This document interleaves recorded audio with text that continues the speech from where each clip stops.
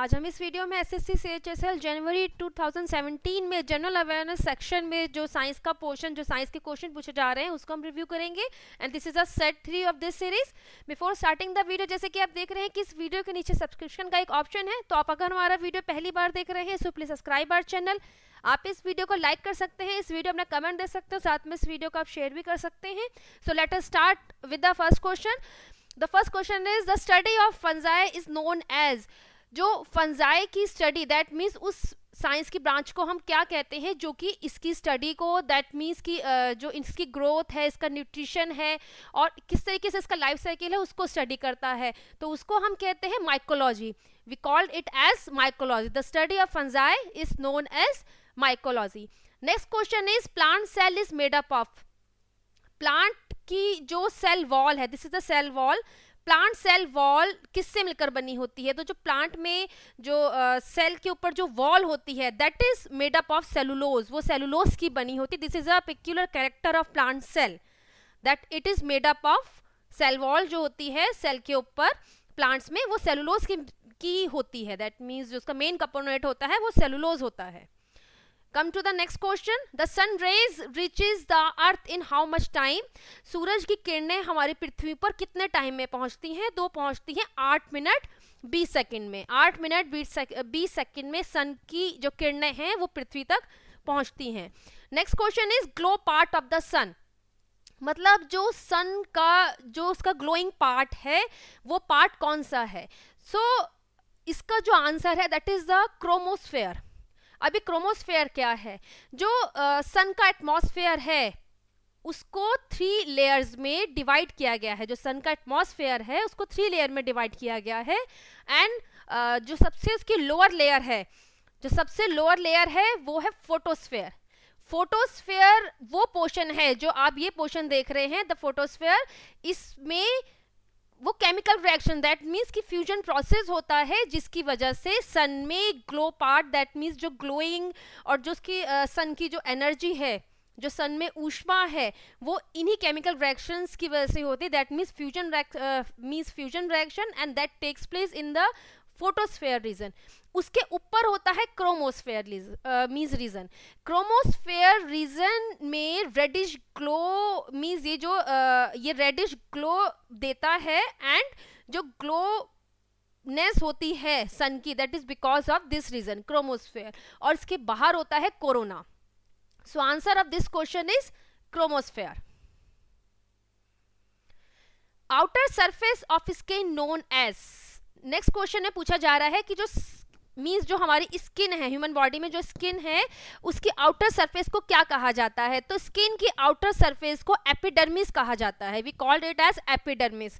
जो स्किन है, skin actual में इट हैज द 3 लेयर, ये 3 लेयर से मिलकर बनी होती है। और इसमें जो सबसे बाहरी लेयर होती है वो तो है एपिडर्मिस। उसके बिलो होती है डर्मिस और उसके बाद होती है हाइपोडर्मिस। सो यहाँ हमसे जो क्वेश्चन में पूछा जा रहा है वो है कि स्किन की सबसे outer most layer, outer most surface क्या है? तो that is the epidermis. Epidermis के बाद फिर डर्मिस की लेयर आती है बीच में और उसके बाद होती है hypodermis. Next is vehicle exhaust pollutant. Vehicle exhaust pollutant may be question like this कि कौन कौन से मीन्स जो व्हीकल से किस तरीके के पॉल्यूटेंट एटमॉस्फेयर में आके मिलते हैं। सो answer of this question is जितने भी सल्फर डाइऑक्साइड्स होते हैं, मीन्स ऑक्साइड्स ऑफ सल्फर और साथ में नाइट्रोजन के ऑक्साइड और carbon dioxide and also the carbon monoxide. Carbon monoxide तब फॉर्म होता है जब इनकम्प्लीट कंबक्शन होता है, तो कार्बन मोनोऑक्साइड फॉर्म होता है। This is a sulphur dioxide that HCS is the hydrocarbon. Means जो अनबर्न्ड हाइड्रोकार्बन्स होते हैं फ्यूल में, ईंधन में, जो अनबर्न्ड मतलब कि जो बिना जले हाइड्रोकार्बन के पार्टिकल्स होते हैं वो भी एटमॉस्फेयर में आते हैं और वो भी एक पॉल्यूटेंट की तरह ही काउंट होते हैं। And nitrogen dioxide. So these are the pollutant which come from the vehicle exhaust in the atmosphere. Who invented soda water, soda water को किसने इन्वेंट किया था? So answer of this question is Joseph Priestley. Joseph Priestley, sir Joseph Priestley ने soda water को invent किया था ना। What is the soda water? Soda water is actual में जब carbon dioxide gas means CO2 is dissolve under pressure in water, ये water में dissolve की जाती है। अंडर प्रेशर मतलब बहुत हाई प्रेशर पे कार्बन डाइऑक्साइड गैस को वाटर में डिसॉल्व किया जाता है and it form the carbonic acid H2CO3। This is the carbonic acid. So ये जो फॉर्मूला है मींस कार्बोनेटेड वाटर और carbon dioxide gas dissolve in water, इसको हम सोडा वाटर कहते हैं। और ये जो डिस्कवर किया था, ये इन्वेंट किया था सर जोसेफ प्रिस्ले ने। What is the outermost layer of Earth's surface known as? Earth surface की सबसे outermost layer क्या है? That is crust. Crust is the outermost और सबसे जो बाहरी layer है Earth surface की, वो crust है। Toothbrush bristles are commonly made up of. Toothbrush means जो हम daily toothbrush यूज करते हैं, उसके जो bristles होते हैं वो किससे मिलकर बने होते हैं? वो क्या मटेरियल होता है? वो मटेरियल होता है नायलॉन। सो जो टूथब्रश bristles हैं they are commonly made up of nylon. Who invented TV? TV का इन्वेंशन किसने किया था? टीवी का इन्वेंशन किया था सर जेएल बेयर्ड ने। Sir JL Baird discovered the TV. Mass of proton, proton का मास क्या है? ये क्वेश्चन में पूछा गया था। सो प्रोटॉन का मास है 1.6 × 10⁻27 kg। दिस इज एक स्टैट है, मींस ये एक नोन फैक्ट है जो कि क्वेश्चन में पूछा गया था। What are isobars? आइसोबार्स क्या होते हैं? सबसे पहले हम आइसोबार्स की डेफिनेशन देखते हैं कि एक्चुअल में आइसोबार्स को हम कैसे डिफाइन कर सकते हैं। Isobars they are the nuclide of different element, अलग अलग एलिमेंट्स के ये न्यूक्लियाइड हैं जिनका मेन मतलब जो इसका कंसर्न है वो ये है इस डेफिनेशन का कि that they have the same mass number. उनका जो मास होता है वो सेम होता है, mass number. What is the mass number? Mass number is number of proton plus number of neutron, ये सेम होता है। But they have the different atomic number, लेकिन उनका एटॉमिक नंबर डिफरेंट होता है। अब इसके हम एग्जांपल्स देखते हैं। इसके एग्जांपल्स हैं argon, potassium and calcium. Argon का जो एटॉमिक नंबर है वो है 18 और पोटेशियम का एटॉमिक नंबर है 19, कैल्शियम का एटॉमिक नंबर है 20, लेकिन इन सब का जो एटॉमिक मास है, जो मास नंबर है वो सेम है, दैट इज 40। सो डेफिनेशन में क्या है? डेफिनेशन में है that they are the nuclide of different element. Element सब डिफरेंट है, आर्गन अलग एलिमेंट है, पोटेशियम अलग एलिमेंट है, कैल्शियम भी अलग एलिमेंट है। इन सब के एटॉमिक नंबर भी डिफरेंट है, जैसे ये है 18, ये है 19 और ये है 20 इनका एटॉमिक नंबर, लेकिन इनके मास नंबर सबके सेम है, means 40। So these are we call them as isobar. Inventor of dynamite, dynamite को किसने इन्वेंट किया था? सो डायनामाइट को इन्वेंट किया था सर एल्फ्रेड नोबेल ने। और ये डायनामाइट एक्चुअल में क्या है? डायनामाइट इज एक्चुअल में it is nitroglycerin, nitroglycerin. that nitroglycerin along with some sorbents होते हैं मतलब क्ले और मींस सिलिका टाइप का मटेरियल, और साथ में इसके साथ सप्लीमेंट्स भी डाले जाते हैं। नाइट्रोग्लिसरीन इसका मेन कंपोनेंट है।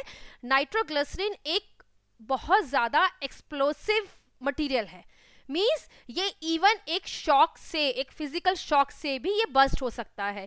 सो इसको हैंडल करना बहुत एक डिफिकल्ट टास्क था। जब इसको सॉर्बेंट मतलब सिलिका में भी क्ले में भी सैंड इसके साथ मिक्स कर दिया जाता है तो इसकी हैंडलिंग में प्रॉब्लम नहीं होती, मींस इसको ईजिली ट्रांसपोर्ट किया जा सकता है, कहीं दूसरी जगह लेके जाया जा सकता है और इसको हैंडलिंग में मींस सुविधा होती है। So this is the main purpose of dynamite और ये डिस्कवर किया था सर एल्फ्रेड नोबेल ने। Next question is lowest layer of earth atmosphere. Earth के एटमॉस्फेयर की लोएस्ट लेयर क्या है? That is the troposphere. Troposphere is the lowest layer of earth atmosphere. और इसके ऊपर के हम देखते हैं कि किस तरीके से मींस जो अर्थ के एटमॉस्फेयर को हम कैसे डिवाइड कर सकते हैं। सबसे नीचे होती है ट्रोपोस्फेयर लेयर, उसके ऊपर stratosphere, then mesosphere and then thermosphere, उसके ऊपर होता है एक्सोस्फेयर। मेन यहाँ पर एक और कंसर्न है बताने का कि दैट स्ट्रेटोस्फेयर रीजन में ही ओजोन की लेयर होती है। जो ओजोन की लेयर होती है जो हमें यूवी रे से प्रोटेक्ट करती है, वो अर्थ एटमॉस्फेयर के स्ट्रेटोस्फेयर जोन में ही पाई जाती है। यहाँ क्वेश्चन में हमसे पूछा गया था कि अर्थ एटमॉस्फेयर की सबसे लोएस्ट लेयर क्या है, that is the troposphere. Next question is gas use for welding. Welding purpose के लिए किन गैसेस का इस्तेमाल किया जाता है? तो वेल्डिंग पर्पस के लिए जो गैसेस का इस्तेमाल किया जाता है उसको ब्रॉडली 2 क्लासेस में क्लासिफाई किया गया है। एक तो है इनर्ट गैसेस, मीन्स जो पूरी तरीके से अनरिएक्टिव हैं, होल पूरी तरीके से वो इनर्ट हैं, किसी भी और सब्सटेंस के साथ वो रिएक्ट नहीं करती हैं। और दूसरी है सेमी इनर्ट गैसेस। सो इसके बेसिस पे इसका आंसर हो सकता है दैट हीलियम एंड आर्गन। जो हीलियम एंड आर्गन हैं they are inert gases. Helium and argon ये दोनों इनर्ट गैसेस हैं, इनर्ट गैसेस। और nitrogen, oxygen, hydrogen and carbon dioxide, they are the semi inert gases. So these are the gases which are used for the welding purpose. Now nitrogen fixation, इसके ऊपर based question आया है। May be question हो सकता है कि nitrogen fixation process क्या है, और ये भी हो सकता है कि कौन से micro organism nitrogen fixation process को करते हैं, एंड इससे रिलेटेड क्वेश्चन। सो सबसे पहले देखते हैं कि नाइट्रोजन फिक्सेशन प्रोसेस क्या है। जैसे आप जानते हैं कि हमारे एटमॉस्फेयर में नाइट्रोजन गैस है, means as N2। N2 is a relatively inert gas, means इसकी जो एक्टिविटी होती है वो कम होती है, क्योंकि ये जो ट्रिपल बॉन्ड के साथ है N triple bond N, it provide it stability, ये इसको स्टेबल बना देता है। ये इतनी इजीली किसी और फॉर्म में कन्वर्ट नहीं होता है। और जैसे कि आप जानते हैं कि जो प्लांट्स हैं और एनिमल्स हैं और जितनी भी लिविंग लाइफ है, उन सबके अंदर डीएनए है, साथ में आरएनए है और प्रोटीन ऑल्सो। सो ये डीएनए, आरएनए और नाइट्रोजन बेसिस और प्रोटीन, ये सब किससे मिलकर बने हुए हैं? ये सब मिलकर बने हुए हैं नाइट्रोजन से। तो अगर एटमॉस्फेयर में नाइट्रोजन रिलेटिवली इनएक्टिव फॉर्म में है, मतलब इस N2 की फॉर्म में है, तो वो किस तरीके से हमारे यूज में आएगी, मीन्स किस तरीके से वो बायोलॉजिकल फॉर्म में कन्वर्ट होगी।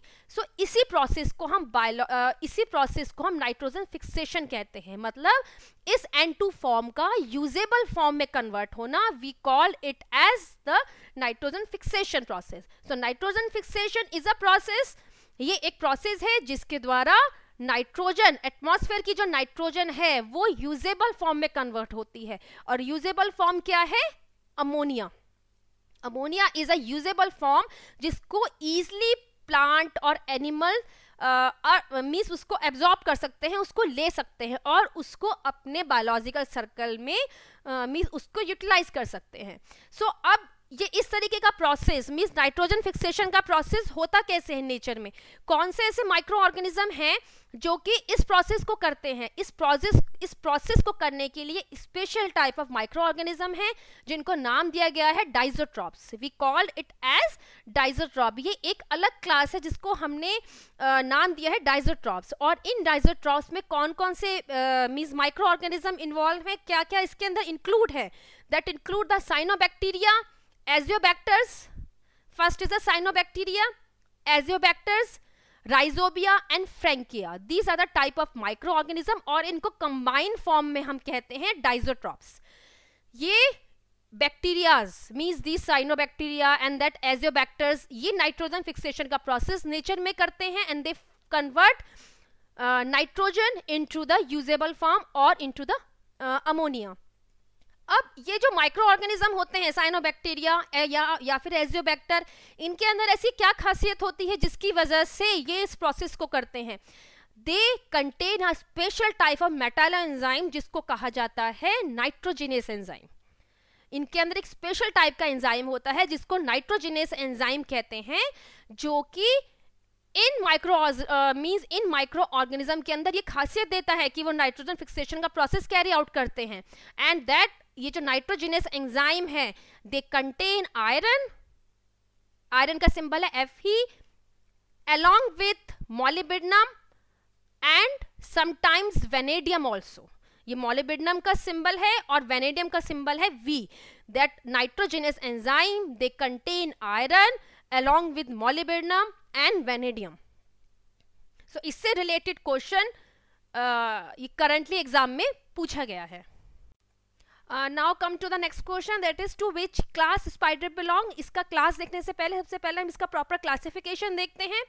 Spider means मकड़ी और इसका classification है इस तरीके से. Kingdom ये Animalia kingdom से belong करती है और इसका जो phylum है वो phylum है Arthropoda.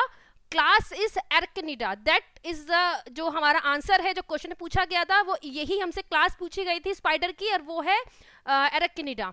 और ये इसका प्रॉपर इसका आगे क्लासिफिकेशन है that order, family, genus and species. और इसके साथ साथ एक हम यहाँ पे इसका मीन्स इसका एक एडिशनल इसका साइंटिफिक नेम भी दे सकते हैं और वो इसका साइंटिफिक नेम है Acarania tapidorum. So this is the scientific name of spider. Next question is acceleration due to gravity. ये फिजिक्स से रिगार्डिंग क्वेश्चन है. Means gravity, acceleration due to gravity जिसका सिंबल है स्मॉल g, उसका ये question है. और हमसे ये क्वेश्चन पूछा गया है कि अगर कोई ऑब्जेक्ट सरफेस की अर्थ मतलब जो अर्थ की सरफेस है उससे 2r डिस्टेंस पे रखा है तब वहां पे एक्सेलरेशन ड्यू टू ग्रेविटी क्या होगी. अगर हम इसका फॉर्मूला देखें तो इसका फॉर्मूला है इस तरीके से that small g is equal to capital G capital M divided by r square, where capital G is a gravitation is a universal gravitational constant which has a constant value. Capital M is a mass of the earth which also has a constant value for earth. And r is a radius of earth जो कि हम centre से major करते हैं. सो एक special यहाँ पे thing mention करने के लिए वो ये है कि जो एक्सेलरेशन ड्यू टू ग्रेविटी है वो स्मॉल m मतलब कि ऑब्जेक्ट के मास पे डिपेंड नहीं करती है. It depends only on the r means distance of the object from the surface of the earth. So इसको इस तरीके से आप इसको इमेजिन करिए. मान लीजिए कि ये अर्थ है और ये अर्थ का सेंटर है and that r is a distance of the centre से लेके अर्थ की सरफेस तक का डिस्टेंस हम इसको रेडियस कहते हैं. सो अब ये जो ऑब्जेक्ट रखा हुआ है क्वेश्चन में ये ऑब्जेक्ट है अर्थ की सरफेस मींस यहाँ से 2r डिस्टेंस पे. ये मान लीजिए कि ये 2r डिस्टेंस है तो total distance center of earth से हो जाएगा फ्रॉम द O पॉइंट और अपर मोस्ट पॉइंट तक डिस्टेंस हो जाएगा 2r plus r is equal to 3r. So total distance हो गया 3r. तो अब हम जो न्यू डिस्टेंस लेंगे वो 3r लेंगे. अब हम r नहीं लेंगे. r is only the radius of the अर्थ मतलब सेंटर से लेके सरफेस तक का जो डिस्टेंस है वो r है. So this is a g1. Then g2 can be written as capital G as such रहेगा क्योंकि इसकी कांस्टेंट वैल्यू होती है. अर्थ मास जो अर्थ का मास है वो भी सेम रहेगा. क्या डिफरेंस हो जाएगा? डिफरेंस आएगा r में. पहले ये r था अब ये हो जाएगा 3r. Now the new distance is 3r.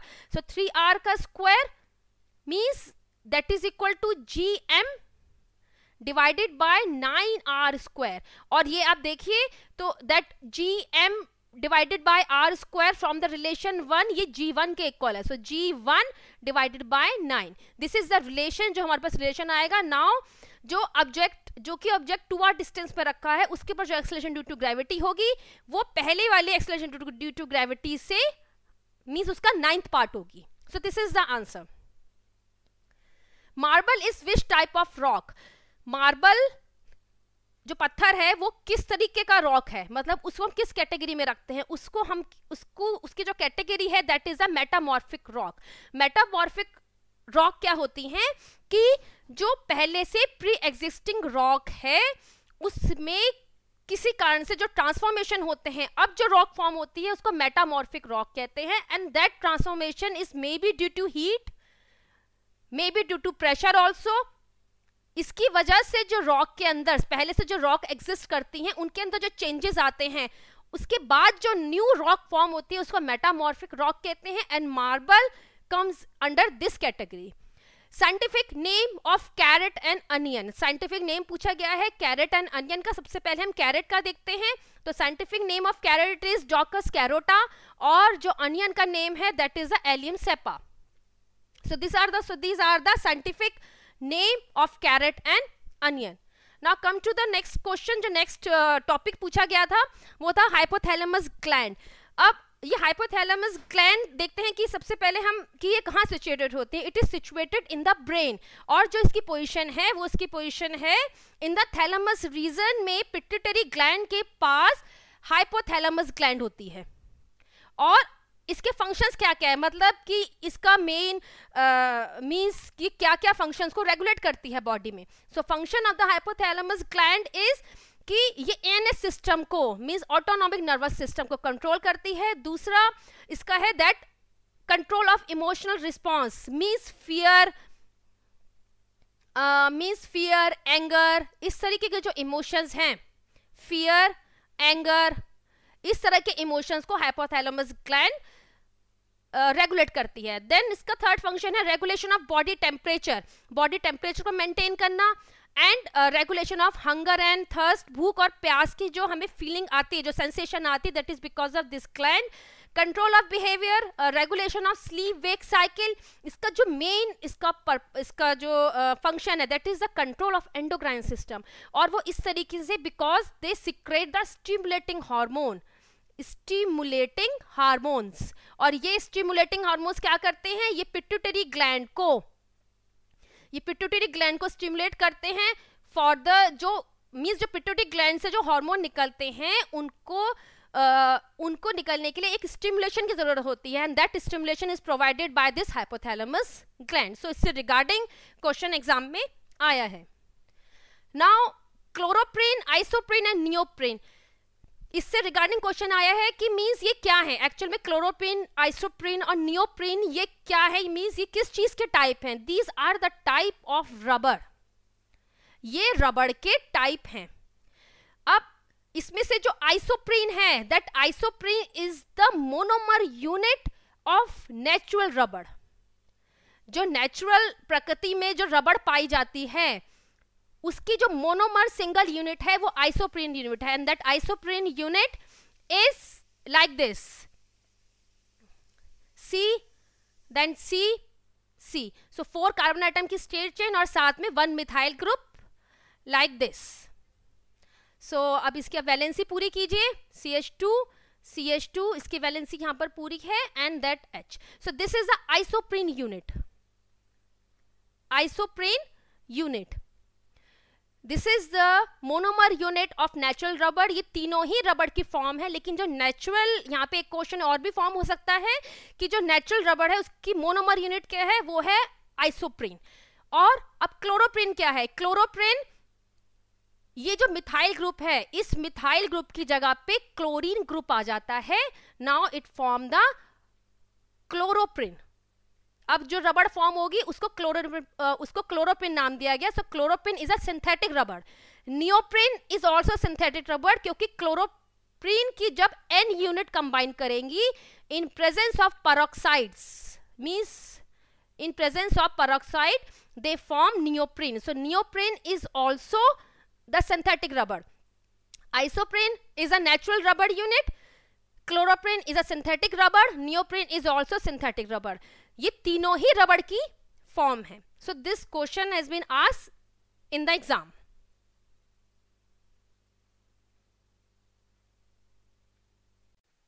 With this note we end our session. आप इस वीडियो को लाइक कर सकते हैं, इस वीडियो अपने कमेंट दे सकते हैं, और साथ में इस राउंड बटन पर क्लिक करके आप हमारे चैनल को सब्सक्राइब भी कर सकते हैं।